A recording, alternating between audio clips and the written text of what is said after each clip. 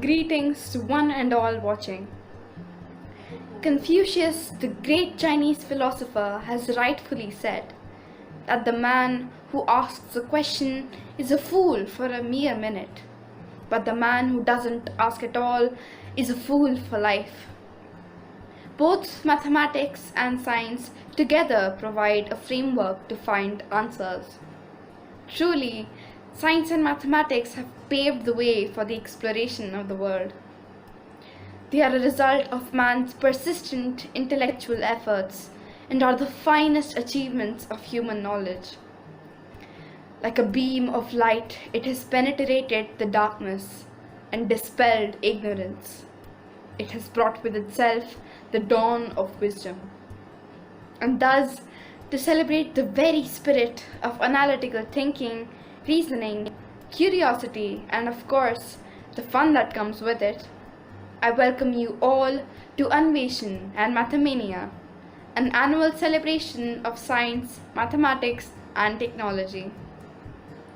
We are happy to have amongst us today Dr. Sudeep Kumar Patnaik as our chief guest for the event. Dr. Patnaik is a professor in the Department of Chemical Engineering at the renowned Indian Institute of Technology, Delhi. An outstanding scholar, he has guided various PhD and MTech theses and many completed and ongoing sponsored research projects to his credit, including rheology of polymers, environment for protein-based drugs and biocompatible devices, shear thickening fluids required for development of soft body armor, and technology to develop low-cost devices to detect pesticides in vegetables and milk, which would greatly help us and the future generations. We are honored by your presence and extend a warm welcome to you, sir.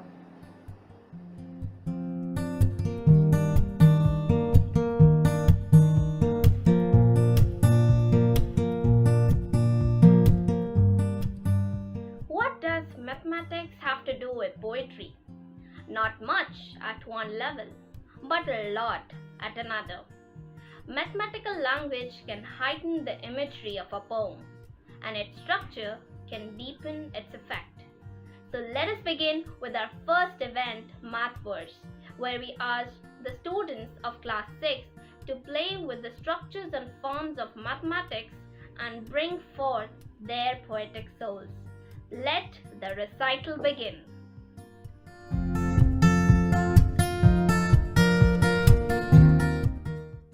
Hello everyone, I am Anveshan from class 6B. In geometry, there are various things to know, from ray, line segment, point, and many more. Angles can be acute, obtuse, or straight, but don't forget you have supplementary and complementary to accommodate. Various shapes around us you see. Don't worry, triangles and quadrilaterals are easy. Did you forget about the one that doesn't have a line?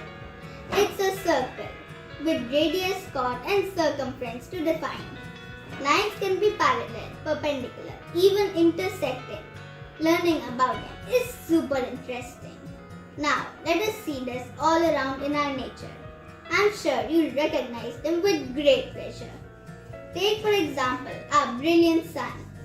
It is a circle with lines none. However, don't forget about the rays that it emits with one point and no end space. Trees so important, they make 90 degrees. It is a right angle, I'm sure we all agree. What about the pizza you had last night? It is a triangle with 3 sides inside. Let us now know about the 3D figures, cone, cube, cuboid, and even hemispheres. They have volume and surface area both to know how much air or matter they store. Thank you. Hi everyone, my name is Riya Modi. I am from class 6F. Today I will recite the poem Mathily Mathily Life Goes On. Math is mysterious. It teaches us how to solve and resolve. something needed for life to evolve. We are in a traumatic place today. COVID-19 cases build an increasing graph every day. Friends cannot meet and touch, separated by integer signs. Remember, rules tell us to live like parallel lines. Different equations build blocks in the society. Oh math, can you not give clues for the mystery? Let us add goodness to life and let love exponentialize. Let us subtract hate from hearts and let all equalize. We are subject to human innovation, maths and its positive correlation. We shall move forward without fail, and mathily life will go on leaving behind a positive trail. Math, oh math, you are not easy to understand, but you coming to our life is helpful indeed. Thank you.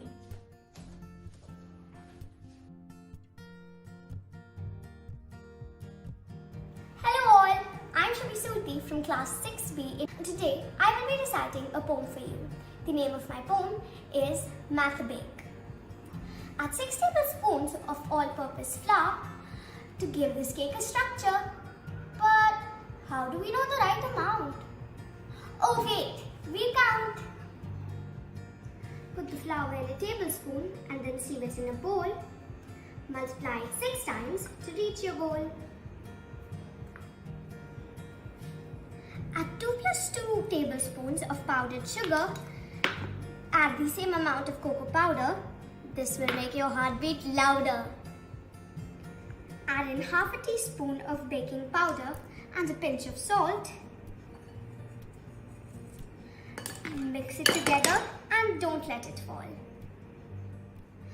Unite 1 into 5 tablespoons of butter and 1 into 6 tablespoons of milk together. Divide 1 by 2 and use half a teaspoon. Add that amount of vanilla extract. Remember, the amount should be exact. Mix the batter and put it in 2 cups. Put it in the oven for 2 minutes and see it rise up. See how math is used in daily life. It can be used anytime. Make this recipe even though it's not mine. It will be a lot of fun and taste divine. Who would reverse that children are haunted by the name of geometry? But I am not, because I see geometry everywhere around me. So I picked up some elements and rolled them with my emotions and observations in this poem. Hi, I am Dhairya Chawla of class 6 and today I am going to be reciting a poem on circles. Hope you all will enjoy. Hey there, my name is the circle. I go on and on until I reach the same point. In between, you won't find any joint. I go round and round and never stop. I have my importance in the coin. My Lord have made me when any 2 points or circumferences you join. I have a radius and a diameter. You need pi for calculating my parameters. It is not a walk of an amateur. But if you know, I am all yours. I am everywhere around you. Look at the sun or the full moon in the sky blue. Or look at the biscuits you chew or the cup of tea you brew. Or look at a plate or a disc or a traffic signal you can't miss. I go round and never stop. I am there in the lens of your camera or orange or in the sense. I go round and never stop. To find me out the things are in no dirt. So, you know who I am. Just a simple closed curve. After seeing me, don't be unnerved. Thank you and have a nice day. Technology is that branch of knowledge that shall continue to evolve at the speed of light. The more we create new things and invent new technologies, the more we need to communicate the information to each other quickly and efficiently. While there are many valid forms of visual content, infographics are particularly effective when it comes to sharing complex ideas. So now we have our second event, Infographic Designing, by the students of class 7th with their beautiful presentations on the theme Wonders of Technology.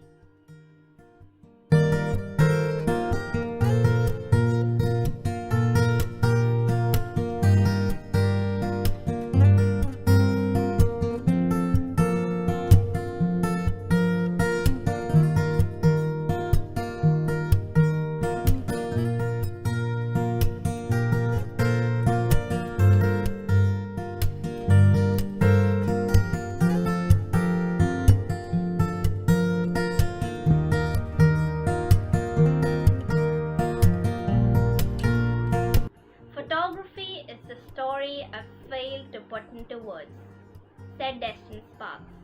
So let's hear the tales of the students of Class 8 who will convey them to us through our third event, Digital Photography, wherein they show us the beauty of freeze and night photography.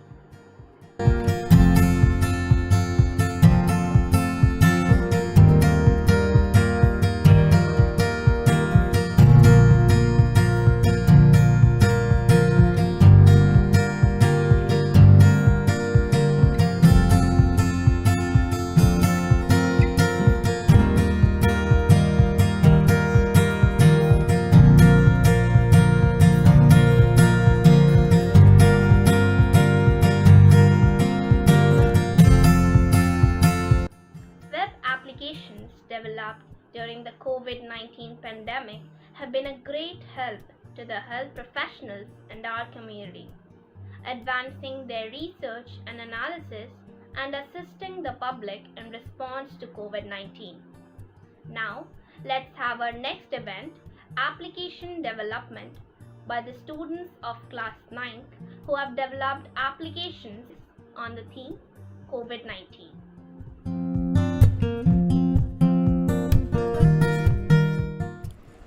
This is the CoviBot app which I have created. It is an AI ML based app which answers intelligently to the questions asked by the users regarding coronavirus. For example, what is coronavirus? It can also answer queries like plasma near me, or oxygen cylinders near me, etc. It is integrated with Google's Dialogflow. The data in it is live data which is fetched from an API of liveresources.in. The data gets updated hourly. Now I am going to demonstrate the working of this app. This is the homepage of the app. It contains some pre-populated questions we can ask from there, or we can even ask our own questions. For example, if I ask what is COVID, it's going to answer me. It's going to give me information about coronavirus. Now I can also ask any pre-populated question. For example, I can ask for oxygen. So it's asking me to enter my state. Let me enter Delhi.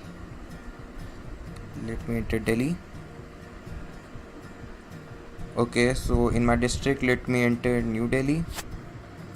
Now it's going to give me the phone numbers, contact numbers of people who deal with oxygen cylinders near me in my district, and it also contains the verification of these numbers. Are they switched off or busy, or are they working?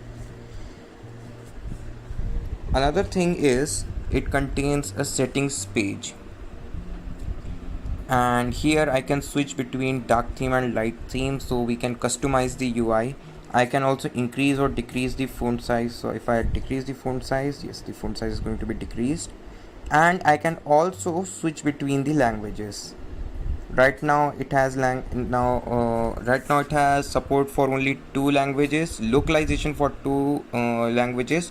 However, it has internationalization support, which means that tomorrow if I want to add any third language, it would be just minutes job. The best thing about this is you may ask a question to this chatbot which it may not know today. However, if it is very likely that if I ask the same question tomorrow, it will have the answer for that. The reason for that is that it is being trained daily, and so it becomes intelligent day by day. So right now the app has Hindi localization. So if I ask anything, it is going to answer me in Hindi. Okay, now another thing is that these settings are persisted. So now I have killed the app, and if I launch it again, now it has persisted my settings. That is, I wanted answers in Hindi and I wanted light theme. So this was the app. Thank you.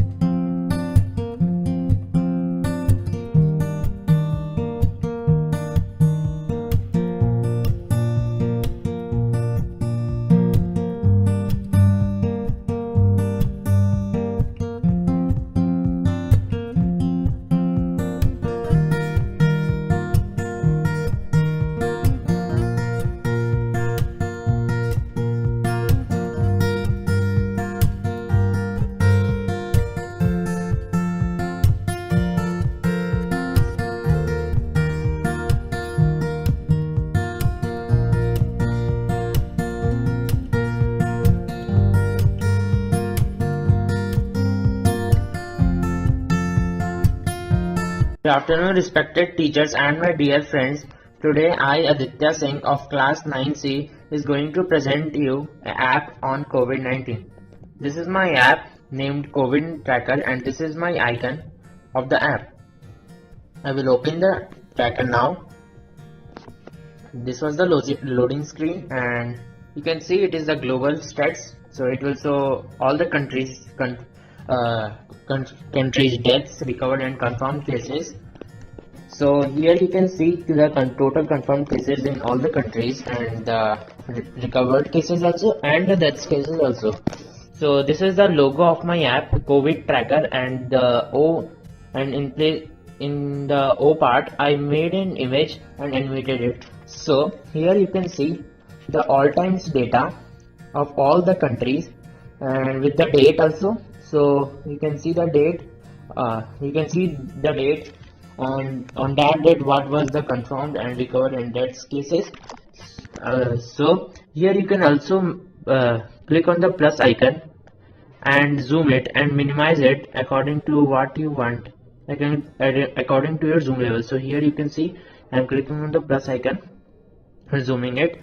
And again I am clicking on the minus icon and it will minimize. If you click on the home icon, you will see that you will see that it minimizes to the minimum it could. So here you can see it is the minimum, and if you click on this hamburger type icon, here you can download the SVG, PNG/CSV format of this chart. And also if you can also toggle the confirmed cases to just if you want to see only recovered and death cases, and if you want to see only death cases you can also toggle off the recovered one. So here you can see only death cases, and if you don't want to see the chart you can simply toggle all three off. So I want to see all the cases, so I will just turn on all these. Here you can see, and now you can see all three are on and showing the correct data. This is the video on what is COVID-19. So what is COVID-19? You can see in this video. The video is from YouTube, and it is from WHO, World Health Organization.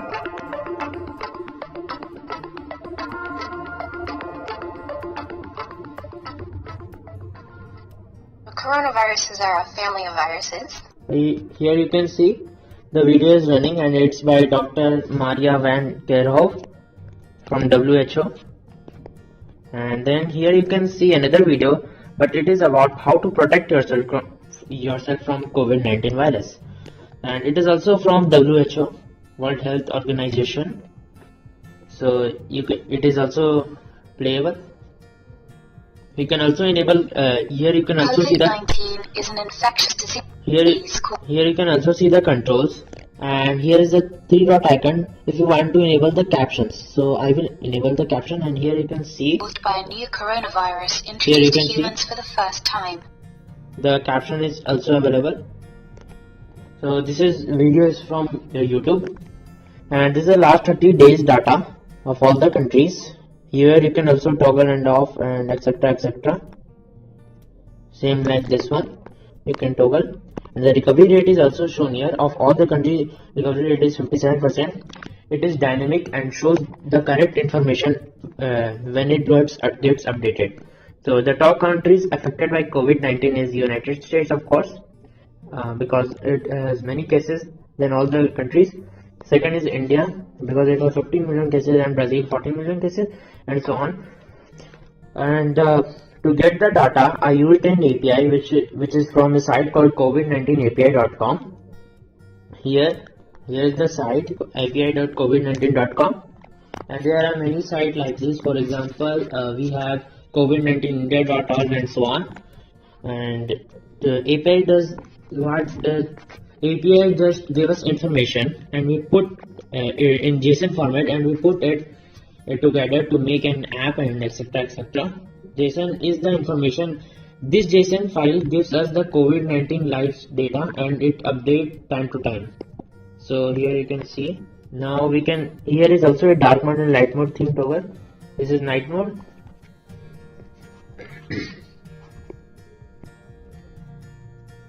So everything is in got this contrasted, and again we can toggle it to light mode theme.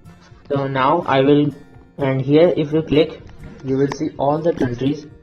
Here you can see all the countries available. So if we want to see, for example, country India, we click on India, and it is loading now. This is the loading screen of my app.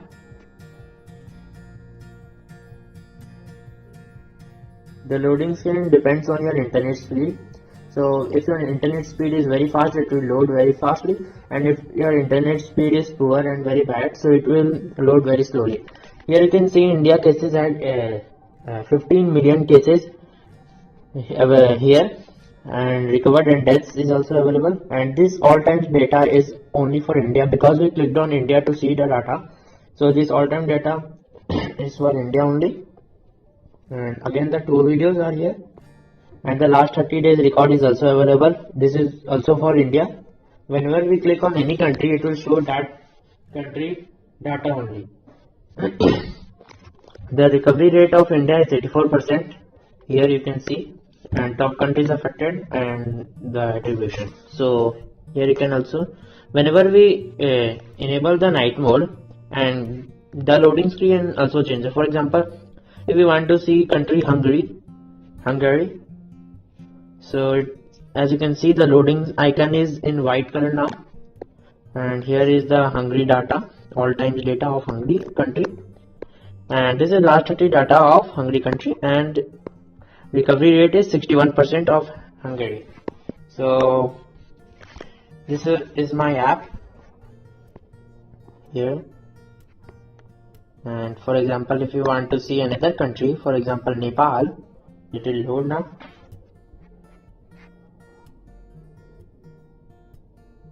Here you can see the Nepal data, and again this, and the recovery rate is also shown here, and the light mode theme is also working now. The light mode theme is still working.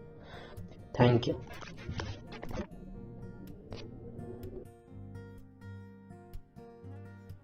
George Polya, a mathematician, said that solving math problem is a practical art, like swimming, skiing, or playing the piano.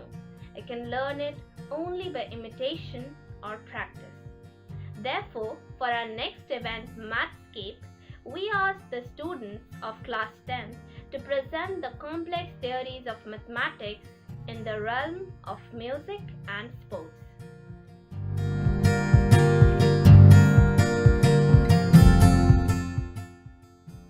Chess combines the beauty of mathematical structure with recreational delights of a competitive game. Martin Gardner, a famous mathematician, greetings to respected teachers and judges. I am going to tell you now how mathematics is used in the game of chess. Mathematics relates to all games, not just chess.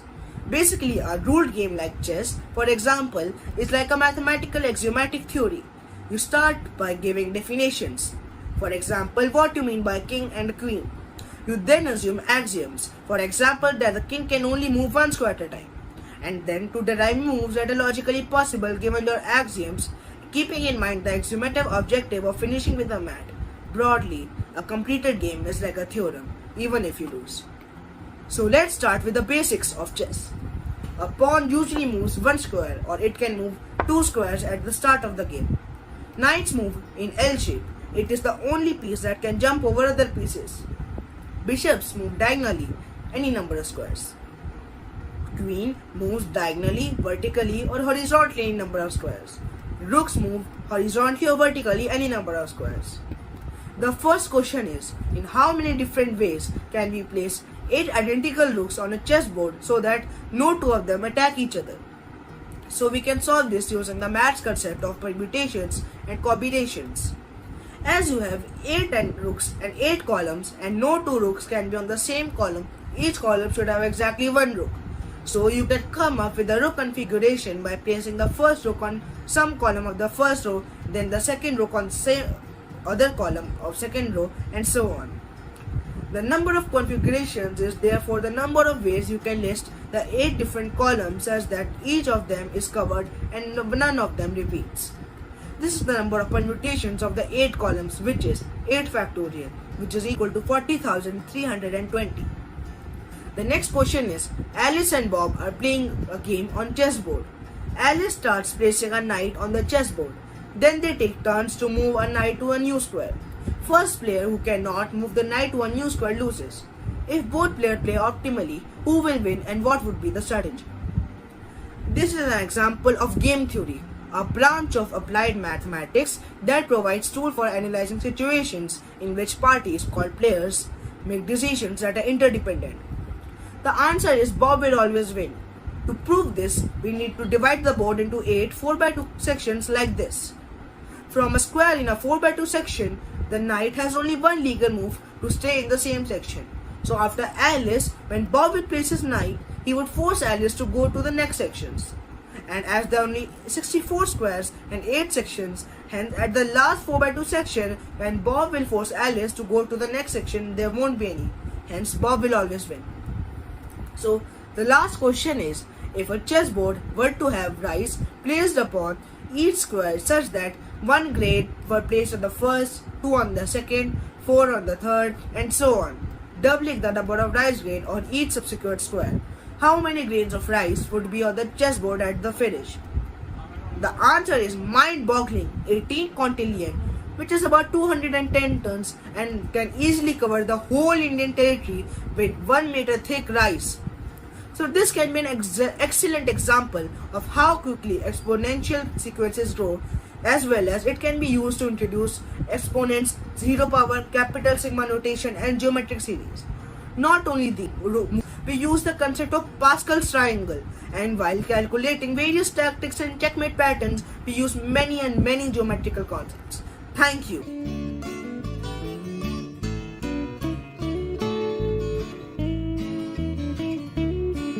Whether it's the notes in staff notation essentially being coordinates, the fact of climaxes being situated in most pieces around the point of golden ratio, or Mozart making a note of mathematical equations in his compositions, music and mathematics are inseparable.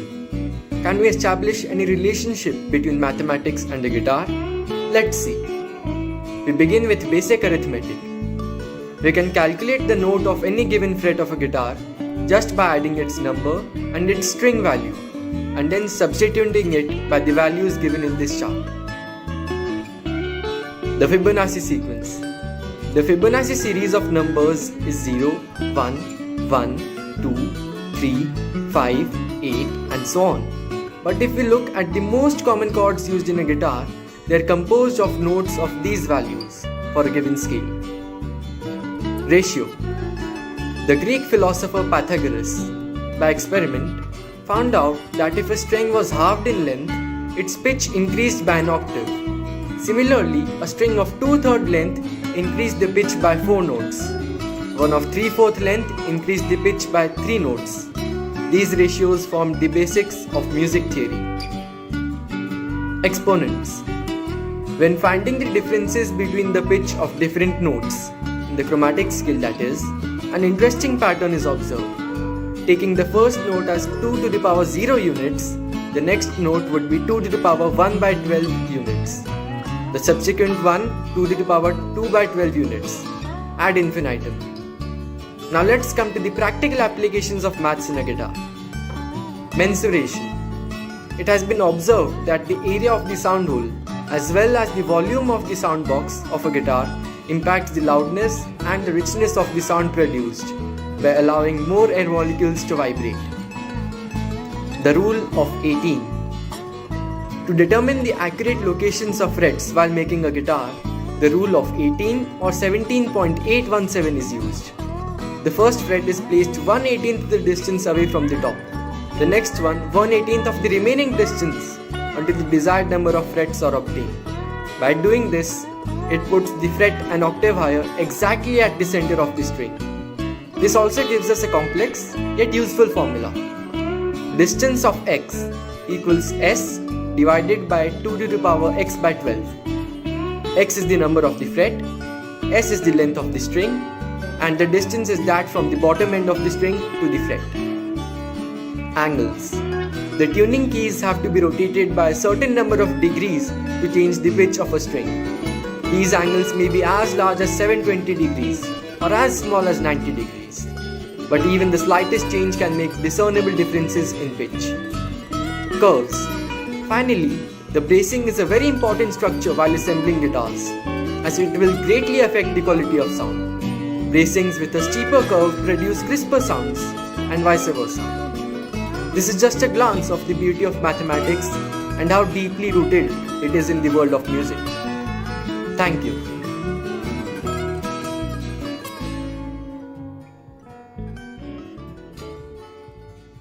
Dear friends, my name is Priyalakshmi Karthik.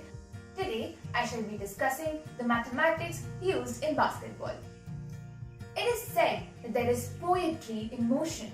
I would like to add that every motion is built on the foundations of mathematics.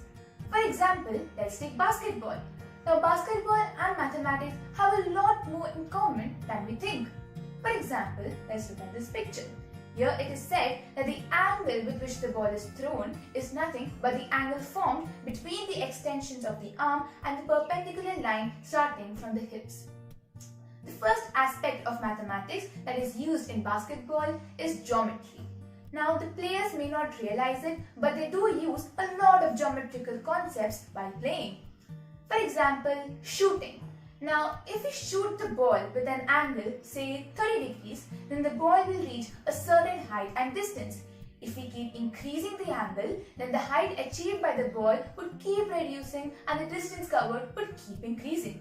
If we keep reducing the angle, then the height achieved by the ball would keep increasing and the distance covered would keep reducing. 45-degree angle is considered best for a free shot as it reaches the optimal height and distance required for the ball to go through the hoop.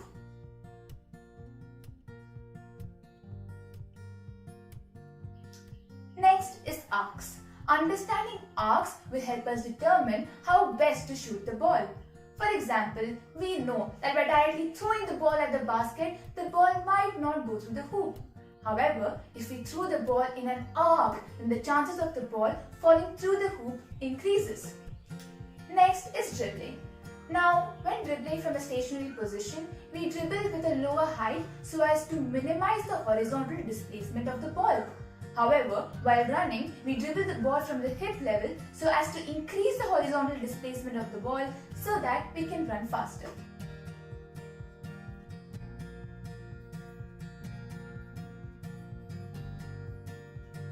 Coming to defense. Now, we know that the defender will not directly come in front of the player to block the player, as it will give a lot of space for the player to move on either side. Therefore, the defender will block the player in a certain angle to curb the freedom of the player. Now, during this time, the player can try to pass the ball in straight angles to minimize the time of flight. However, if the defender comes directly in front of the player will have to give a higher elevation to his pass to pass the ball to another player. The next aspect of mathematics that is used in basketball is statistics. Statistics can be used to analyze or compare the performance or progress of an individual player or the entire team. It can also be used to rank the players based on the number of points they get. Percentage is a common way to compare the performance of players. It can be used to get values like the rebound rates, which is nothing but the percentage of missed shots a player does while rebound on a court. Averages can also be used to get values like the points per game average. Similarly, mathematics can also be used in other sports such as volleyball, baseball, football, badminton, golf. You name it and you'll find mathematics in it. Thus, we can say with conviction that subconsciously, every day, everything we do has mathematics behind it. Thank you. Greetings to all viewing my presentation on the topic chess and mathematics. Today, I, Mari Jamal, will be telling how mathematics plays an important role in the game of chess. Chess is all about logic, tactics, and determination, and also need a lot of concentration just like we need in mathematics. In many countries, schools encourage children to play chess to build logical and theoretical thinking and concentration. Some of the concepts of mathematics we can see in chess are probability, statistics, coordinate geometry, angles, time management, and symmetry. Probability. Probability means possibility. It is a branch of mathematics that deals with the occurrence of a random event. The value is expressed from 0 to 1. Probability has been introduced in maths to predict how likely events are to happen. The formula of the probability of an event is number of favorable outcomes to event upon total number of outcomes. In chess, players always use probability to see the effectiveness and efficiency of the moves they are making while playing the game. Statistics. Statistics is the study of the collection, analysis, interpretation, presentation, and organization of data. In other words, it is a mathematical discipline to collect, summarize data. In chess, statistics is used to record every move made by the player and to judge a tiebreaker efficiently, like how many mistakes, inaccuracies, and blunders have been made while playing the game. Coordinate geometry. It is a part of geometry where the position of points on the plane is described using an ordered pair of numbers, also known as Cartesian geometry. Concepts and principles of coordinate geometry is also used in chess in plotting the position of chess piece on the chessboard. Example: bishop b6, rook a5. Endpoint is called the vertex. Angles also play an important role in chess as they derive and give rise to new patterns and moves in the game and increase infinite possibilities for the players. Time management. Time management plays a crucial role in the game of chess. The formula expressed on the screen give a glance to how players prioritize their moves while managing time. P equals to priority, M equals to importance, U equals to urgency, small t equals to time to do the task, capital T equals to time left to do the task. Symmetry. In geometry, symmetry is defined as a balanced and proportionate similarity that is found in two halves of an object. It means one half is the mirror image of the other half. The imaginary line or axis along which you can fold a figure to obtain the symmetrical half is called the line of symmetry. Nevertheless, in certain situations, the best way to take advantage of your opponent's mistake is to go for a symmetrical position. There is also a symmetrical defense or Austrian defense. It is a chess opening that begins with the move d4 d5 or c4 c5. Thank you everyone. I hope that it was informative and enjoyable. For the final event of the day, Fun with Science, we have the students of class 12th with activities based on the theme Everyday Science. Because as Rosalind Franklin, an English chemist, had said, science and everyday life cannot and should not be separated.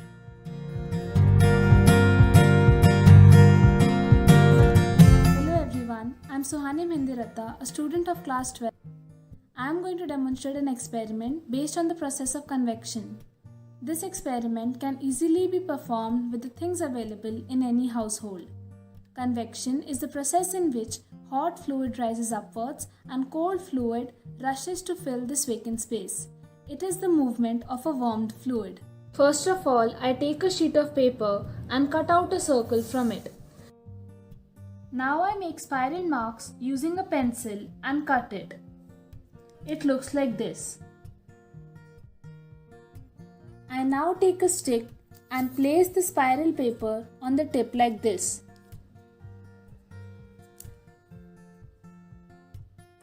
Then I bring a candle near the arrangement.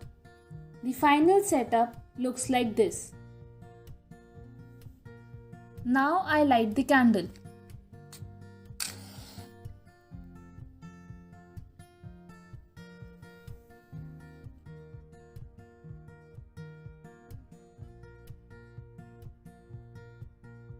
These were the observations. When we light the candle, it supplies heat energy and causes the air near the candle to rise, thereby creating a vacant space. So cold air rushes to replace the space. Heating causes the air molecules to travel apart, thereby making the air less dense. Warm air, being lighter, rises upwards. The process keeps working because the cooler surrounding air keeps coming towards the candle and warming up. Due to convection, a continuous cycle is formed where hot fluid rises up and cold fluid replaces this vacant space. A few applications of convection include hot air balloon, air conditioner, refrigerator, land breeze, and sea breeze. Thank you. Greetings everyone, I'm Aisha Jain, a grade 12 student from the... Today I'm going to be doing a science experiment which aims at finding the speed of light. Now we're going to be doing this keeping in mind the wave properties of light. Light can have both wave properties as well as the particle properties, but today's experiment is going to be done keeping in mind the wave nature of light. For this we will be requiring 3 materials, just 3. That is a ruler, a microwave oven and a tasty material that is a chocolate bar. Now before I move ahead with this experiment, we must know what a microwave oven is. A microwave oven is an electric oven which heats or cooks food using electromagnetic radiations in the microwave frequency. The microwave frequency ranges from about 1 GHz to 1000 GHz. Standing waves are produced in the microwave which help in further cooking or heating the food. Now what are these standing waves? Well, we have a component named the magnetron in the microwave which produces the microwaves. As these are produced, they are reflected by the metal interior of the microwave and finally absorbed by the food. But during this process, 2 waves of similar frequencies or, well, same frequencies come and superimpose on each other and form a standing wave. 2 important characteristics of standing waves are nodes and antinodes.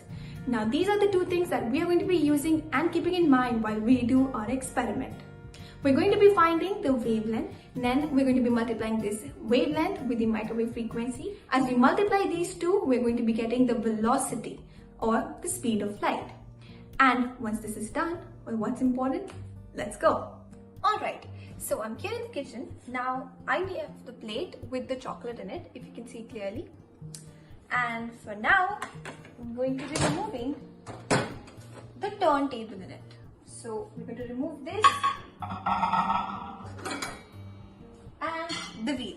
Why do we need to remove this? This is because these 2 components are added for the evenly heating of the food and we don't want that as of now. We need to observe the microwave and its nature, and finally we need to calculate the speed of light. So I'm taking a grill as of now to keep it over here so that my plate can very easily sit in the microwave. Yeah, it's kept, and now I'm going to be heating it for about 10 seconds. Let's go. Alright, so I've already heated it. Now I heated it about for 30 seconds. So now I'm going to be removing it. There's one precaution that we must remove it using a glove because it's going to be very hot. So while removing it, be careful. And here we go. Let's have a closer view of this. Okay, so this is the chocolate when it comes out from the microwave. As we can see, we can clearly observe a wave pattern over here. Now, let me take a toothpick, and if I put over here, you can clearly see this is an antinode because it's too melted. Over here, if I press it again, you can see it's too hard as comparative to this. This is where the node is. And let's move it further ahead. You can see this blob. This is again the antinode. So wherever the antinode of the wave has struck, it has become very soft and almost completely melted. Wherever the node was, it's still quite hard. So from here we can observe the wave pattern. Now I'm going to take a ruler and we are going to be measuring the distance between these 2 antinodes. So as I bring my ruler, you can see that it's coming to about 6.1, 6.2 centimeter, almost 6.1 to be accurate. So let's now do the calculation. Alright, It's chocolate that we had heated in the microwave oven. These are the two antinodes that we had found the distance between, which came out to be 6.1 centimeter. Now we need to multiply it by 2 to get the wavelength, which is around 0.122 meters. Now, to find the speed of the light, we need to multiply this value of wavelength with the frequency of the oven. The frequency of the oven is about 2450 megahertz, which is equal to 2,450,000,000 hertz. Now when we multiply these two numbers, the wavelength and the frequency, we get about 298 million meters per second as the speed of light, which is pretty close to the actual value of the speed of light, which is about 299,800,000 meters per second. Now this is a very, very close result that we have just got. Given the things that we've used in experiment, this is a commendable result that we've got. Hell is the power of chocolate that we just used to find the speed of light. This is a quite easy, simple and very fun experiment to do. We just learned something new. So with this was the experiment of finding the speed of light, and thank you. Human eye is the most precious of our 5 senses. It is our window to the magical and colorful world of miracles and wonders. Do you ever wonder how can we see and admire these colors of nature? And working of our vision, let's explore together. Well, hello there. Oh, you can't see me? Wait a minute. Light is the key to our vision. The photons emitted by the light source bounce off the object and hit in our eyes. Once you go to an eye doctor and he says you have a great vision, or in my case, I had to get it corrected with a pair of glasses. But do you have a clear and correct vision at the corner of your eye? Can you see it?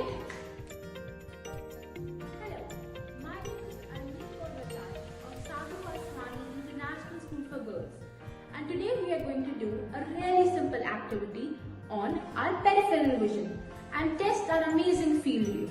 We're going to test this on basis of 4 parameters. How well we can detect motion, color, shape and text. So here are all the materials we will be needing for this simple activity. All these materials can be easily found at home. These are the samples of the targets that we are going to use for this activity. So now I will need help from some other person to help me analyze the results properly. So Ajuni, keep your right arm perpendicular to the direction of the protractor, and I will take this target on this thumb and you will focus on it.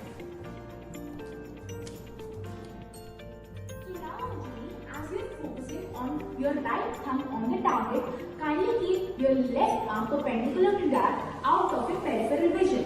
And I will take a target which you can't see as it is out of your peripheral vision.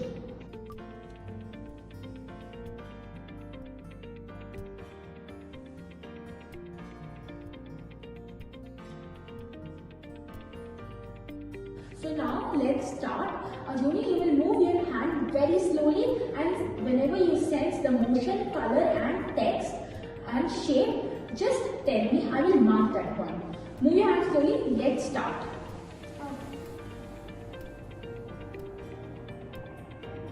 Motion. Okay, very good.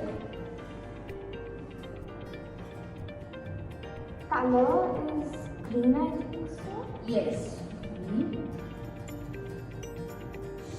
Shape is square. And text is white. Yes, correct. Now, here are all the results. But one thing fascinating about them is the distance between where she identifies the shape and the text. It is almost 50-degree distance. So it concludes that when you need a clear and correct picture of an object or target, it is almost should be near around your line of sight. Your retina. The light-sensitive lining at the back of your eye is packed with light-receiving cells called rods and cones. Only the cones are sensitive to color. These cells are clustered mainly in the central region of the retina. What happened in the activity is that when you see something out of the corner of your eye, its images focuses on the periphery of your retina, where there are fewer cones. Thus, it isn't surprising that you can't distinguish the color of something you see out of the corner of your eye. The rods are more evenly spread across the retina, but they also become less densely packed towards the outer regions of your retina. Because there are fewer rods, you have a limited ability to resolve the shapes of the objects at the periphery of your vision. The graph below shows the distribution of rods and cones across your retina.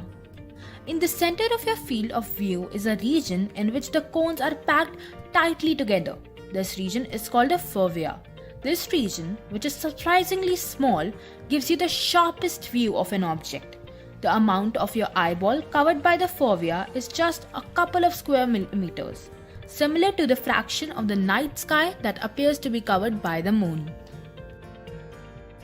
Your peripheral vision is what allows you to see objects all around you without turning your head or moving your eyes.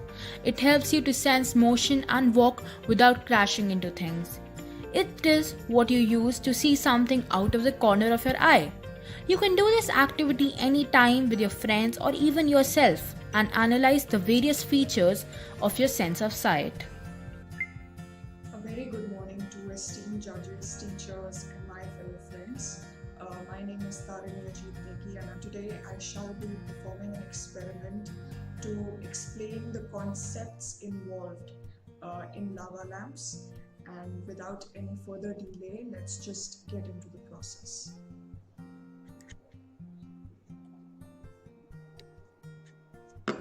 So I have a glass container here, and firstly I'll be adding vinegar in it.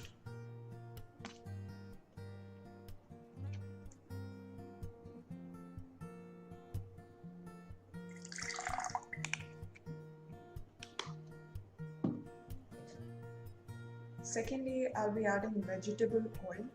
Any vegetable oil will do for this experiment, whether it be peanut or sesame or canola oil, anything.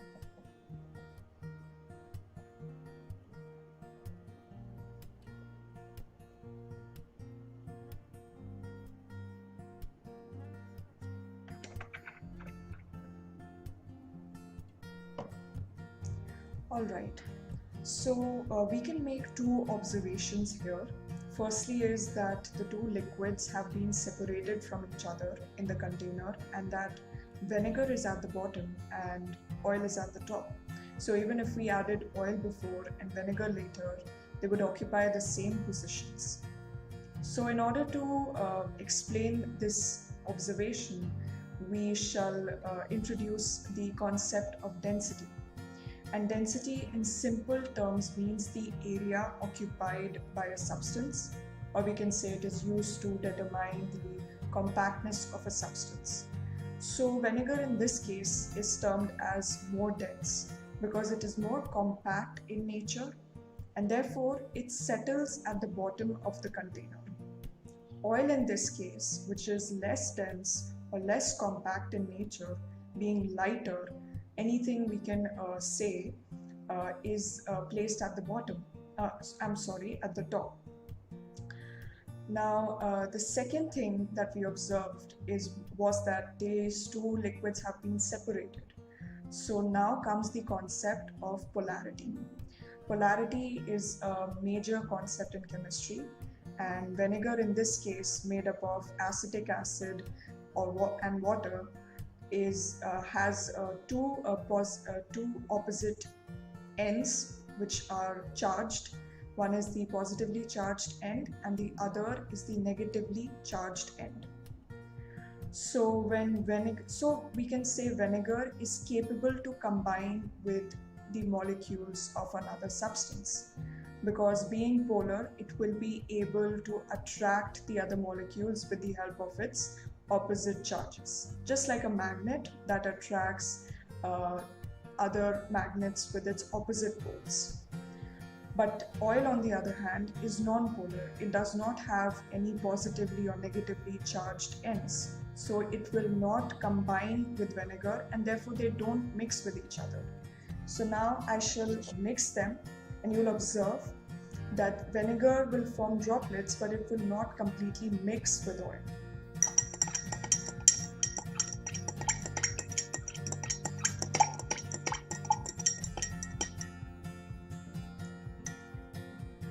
So as you can see, it forms crystal-like droplets and it even settles at the bottom.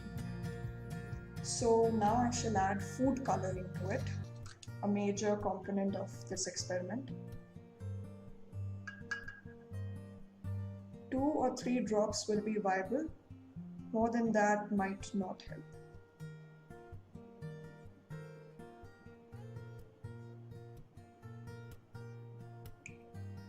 Alright.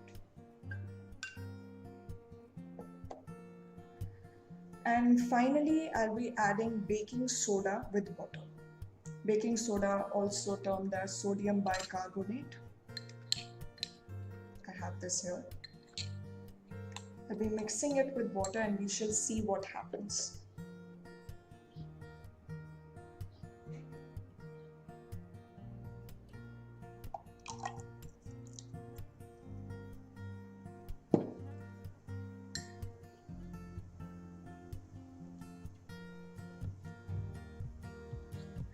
So you see brisk effervescence is taking place because sodium bicarbonate, when reacts with water, it produces CO2 in the form of bubbles.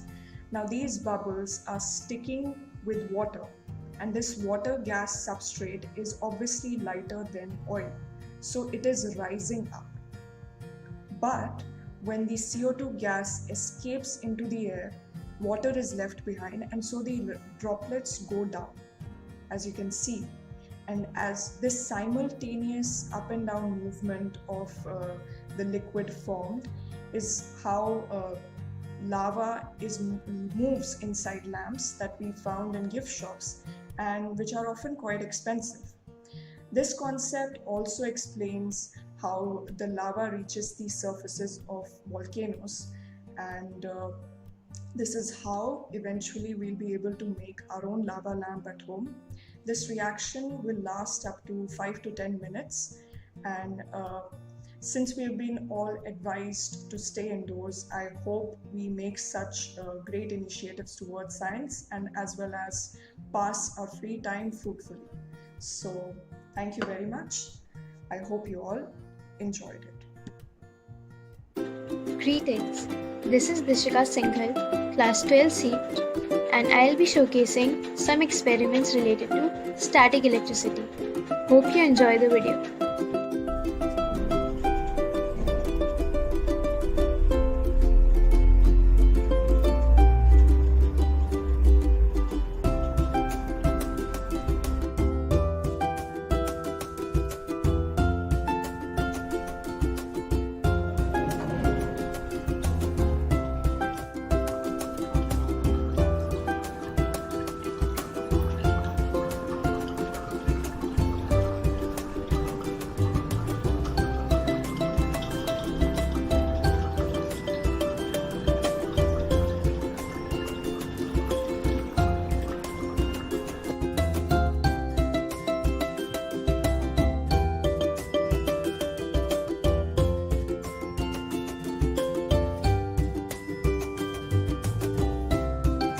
So how did I do that?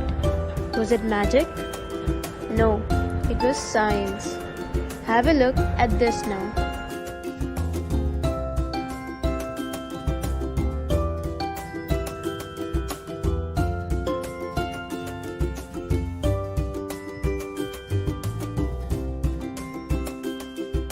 What does charging up mean? We know that all matter is made up of positive and negative charges, and sometimes we can actually rub off the negative charges, that is, the electrons. By rubbing the PVC pipe and balloon on the cloth piece, they acquire electrons, making them negatively charged. And through science, we discovered that negative and positive charges attract, while like charges repel. This is the root cause of static electricity. Now let's talk about the phenomenon. The phenomenon of static electricity requires a separation of positive and negative charges. When two materials are rubbed against each other, electrons are transferred from one material to the other material. This is called charging due to friction.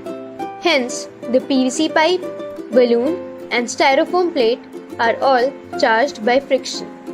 The material that acquires electrons gains a negative charge, while the electron donor gains an equal positive charge.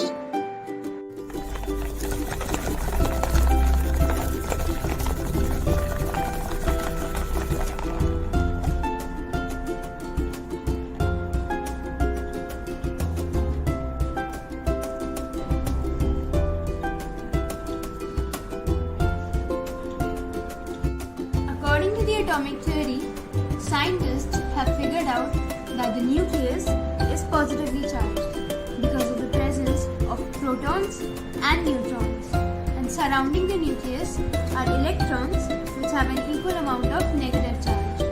When a positive charge is brought near an atom, the electrons shift towards it due to attraction.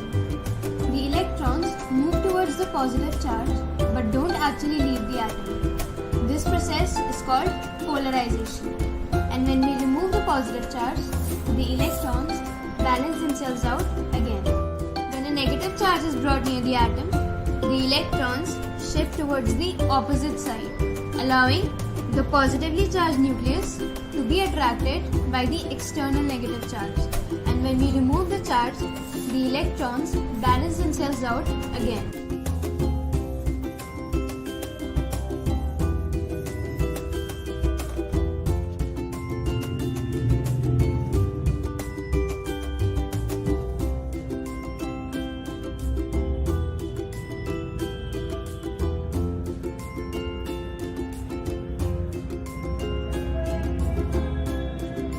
When I rub the balloon on the cloth, it gets negatively charged and the wall is neutral.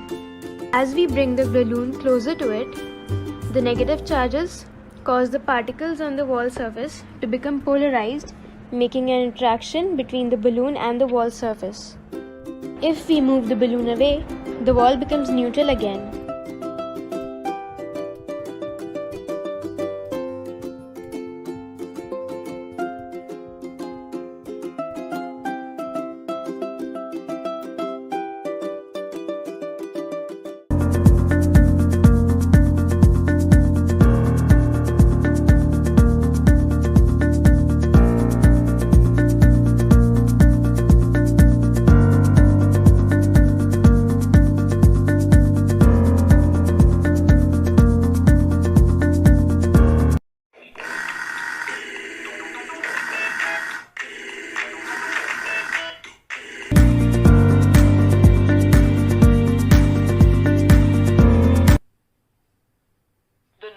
calling is currently switched off. Please try later.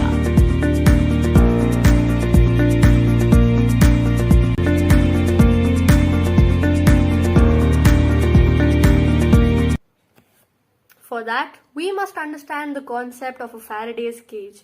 A Faraday's cage is an enclosure made of conductive material which is used for blocking electromagnetic fields.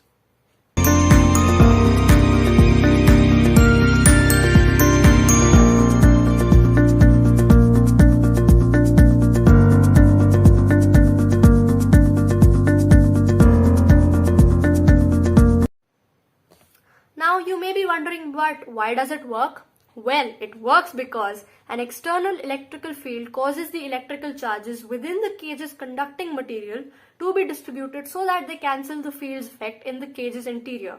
This concept is known as electrostatic shielding.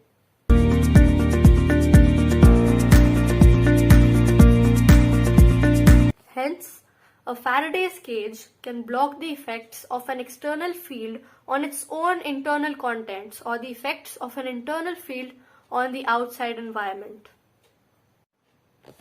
And that is why, ladies and gents, you don't need to worry when lightning strikes and you're in a car. The car is made up of a conducting material, that is metal, and it acts as a Faraday's cage and protects us from when lightning strikes.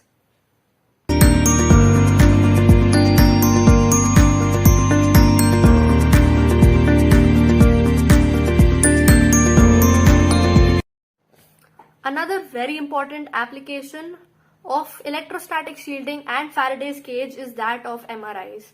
MRIs, or magnetic resonance imaging, is a medical imaging technique used in radiology to form pictures of the anatomy and physiological processes of the body. MRI scanners use strong magnetic fields, magnetic field gradients, and radio waves to generate images of organs in the body.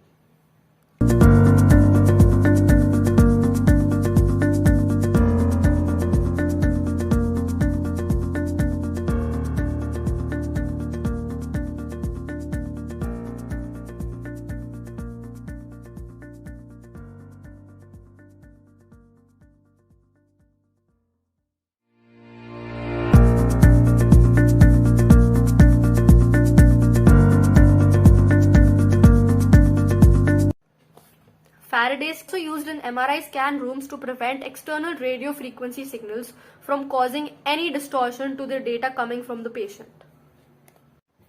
Another application is that of electric linemen wearing Faraday's cage suits to prevent themselves from electrocution.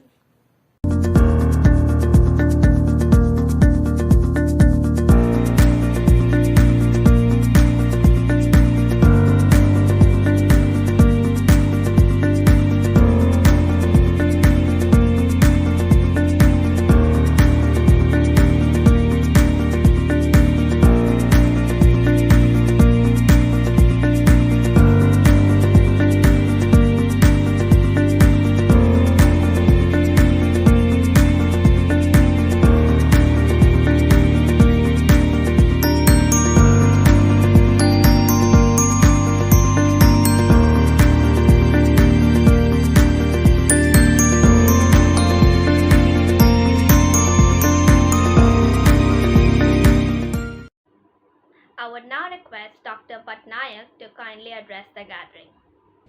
My dear children, respected teachers, it is an honor to be invited to Anveshan and Mathemania 2021.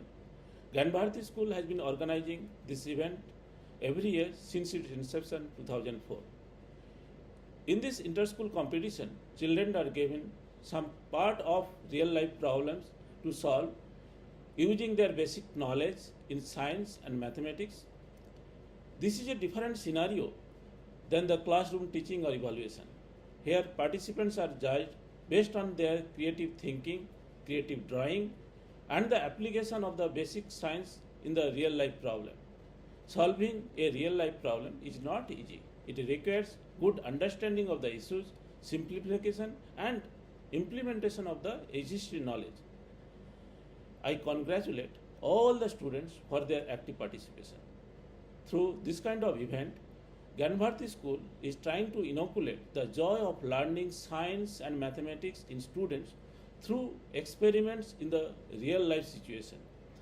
Their eagerness to build the society through such kind of competition is evident from the Anveshan and Mathemania 2021. They deserve a big hand of applause for this. Dear children, science in combination with mathematics have made our life fast, simpler, healthy, and enjoyable. The progress of science is tremendous compared to the situation 100 years ago. Even present understanding is not sufficient, as evident by the present pandemic situation caused by the COVID-19 virus. As you know, a virus is about 100 crore times smaller than human being in size. Based on the present understanding of other viruses and other scientific results, scientists could resist the virulent effect of COVID-19 little bit, but it cannot stop at the start. To stop such kind of epidemic, scientists need to think about such kind of problems well in advance of time. In this context, I would like to mention the childhood and the research activities of Sir Jagadish Chandra Bose, who was born in 1858. Jagadish Chandra's father was a district magistrate in Bengal and decided to send his son to Pathshala for primary education. He wanted his child to familiarize himself with the mother nature and societal condition of the India at the very early age. Subsequently, Jagadish Chandra did his schooling, college, and wanted to appear for the civil service examination in UK like his father. His father advised him to go for the higher studies to become a scholar rather than a ruler. So he decided to go for the higher studies at Cambridge University. He came back after higher studies to India, joined Presidency College as officiating professor. He used to show his students through experiments what happened, not what happens. So he used to tell his students, you observe, question, experiment, and innovate without solely depending on teachers or books. In the early days of his research, even with the lack of facilities in research, he was the first to demonstrate the application of electromagnetic waves in the various applications in 1895. However, due to his scholarly nature and disinterest of filing patent, he was not given due recognition for his work. Subsequently, his work in the physics, in photoconductivity, in the electric response of the inorganic materials, and its application in physiology gave the world new dimension. The world has come to know the plant is also a living thing. Without his sheer interest in nature and sheer interest in physics, science, it would not be possible to know the situation that he discovered that time. In fact, in physics also, he anticipated the existence of p-type, n-type semiconductors at that early age. Later on, even 1977, Nobel laureate N. Mott talked about J.C. Bose like this.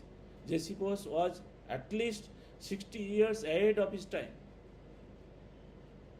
In conclusion, I feel that understanding the nature through the microscope of lens, microscope of science is the only way to go forward. Scientists are working in this direction to be ahead of time, and Ganbharati school has been trying to inculcate this application of science in young kids through such kind of activities. This will help the society in making scholars. Lastly, I want to congratulate all the winners of the competition, and also I want to thank Ganbharati School for inviting me to this occasion. Thank you. Thank you, sir, for inspiring words. I would now request our school director, Lata Vedanathan ma'am, to kindly address the gathering. Greetings to each one of you from Ganbharti, dear schools, parents, and children. I hope all of you are happy, healthy, and safe with your loved ones, your families, and friends. It was delightful to notice that 22 schools participated in this amazing event called Anveshan that we host every year. The 6 events, the mathverse, infographic, application development, digital photography, mathscape, and fun with science, was really delightful as we saw the participants take on one on another. As the events were over, and when we sat to judge and compliment each of the participants who so effectively participated in this contest, I was personally completely surprised at the ability of children during this lockdown to find ingenious ways of expressing themselves in each of the contests. Whether young or slightly old, I think every event surprised me with their originality. It was delightful to watch maths and cake making, a basketball and the study of angles, and what have you. The digital photography really puts you in a certain pedestal that I think coming generations would improve upon and make sure that every little event that Anveshan holds is a category of skill and personal discovery for them. Fun with science has always been fun, young or old again. But each of these winners have really proved to us that child is the father of man. They went way beyond lessons, way beyond textbooks, way beyond what we do in schools to make them the magical scientists and mathematicians.